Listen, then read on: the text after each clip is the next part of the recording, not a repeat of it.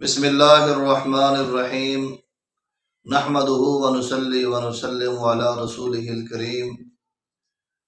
ایک قرآن پاک کا اصول اور ایک وظیفہ جس کی برکت سے انسان کے رزق کے اندر، انسان کی جان کے اندر، مال کے اندر، صحت کے اندر اضافہ ہو جاتا ہے، وہ میں نے بیان کرنا ہے۔ بہت سارے لوگ یہ شکایت کرتے ہوئے نظر آتے ہیں کہ ہمارے رزق کے اندر برکت نہیں ہوتی۔ ہم نے بہت سارے وظائف بھی پڑھے ہیں، محنت بھی ہم بہت کرتے ہیں، لیکن غربت ہمارا پیچھا نہیں چھوڑتی۔ تو یاد رکھیں، غربت کی جو بنیادی وجہ ہے وہ ہے ناشکری۔ ناشکری سے رزق انسان کا تنگ ہو جاتا ہے۔ قرآن پاک نے ایک اصول دیا ہے، لَإِن شَكَرْتُمْ لَأَزِيدَنَّكُمْ، کہ اگر تم شکر کرو گے تو میں تمہاری نعمتوں کے اندر اضافہ کروں گا۔ اب اللہ تبارک و تعالیٰ کا قانون اٹل ہے۔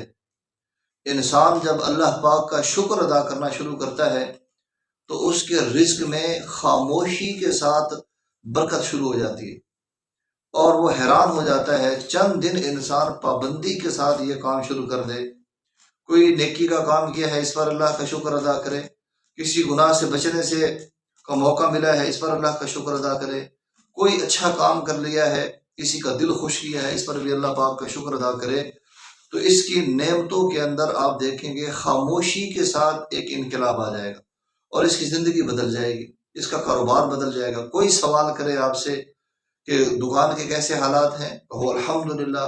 گھر کے کیسے حالات ہیں، کہو الحمدللہ۔ کسی قسم کی کوئی شکایت زبان پر نہ آئے، بلکہ اللہ کا شکر ہے۔ اور اس کے ساتھ یہ وظیفہ اور یہ دعا پڑھتے رہیں، اللہم اکفنی بحلالک عن حرامک واغننی بفضلک عمن سواک۔ بس یہ دعا آپ پڑھتے رہیں، ہر نماز کے بعد 3 مرتبہ پڑھ لیں، اور اٹھتے بیٹھتے بھی پڑھتے رہیں۔ انشاءاللہ اللہ تبارک و تعالیٰ آپ کے رزق میں برکتیں ہی برکتیں عطا فرما دیں گے، زندگی بدل جائے گی، حالات جتنے بھی انسان کے اوپر آئے ہوئے ہیں سب کے سب حالات، برے حالات سب ختم ہو جائیں گے۔ اللہ پاک مجھے آپ کو ان دعاؤں سے اور شکر کا پورا حصہ نصیب فرمائے، اور اس کے پورے فوائد نصیب فرمائے۔ انشاءاللہ آئندہ ویڈیو میں ہم ایسا عمل بیان کریں گے جس سے گھر کی تکلیفیں اور گھر کی پریشانیاں ختم ہوگی۔ اللہ پاک ہم سب کو جو کچھ کہا سنا عمل کی توفیق نصیب فرمائے۔ وآخر دعوانا الحمدللہ رب العالمین۔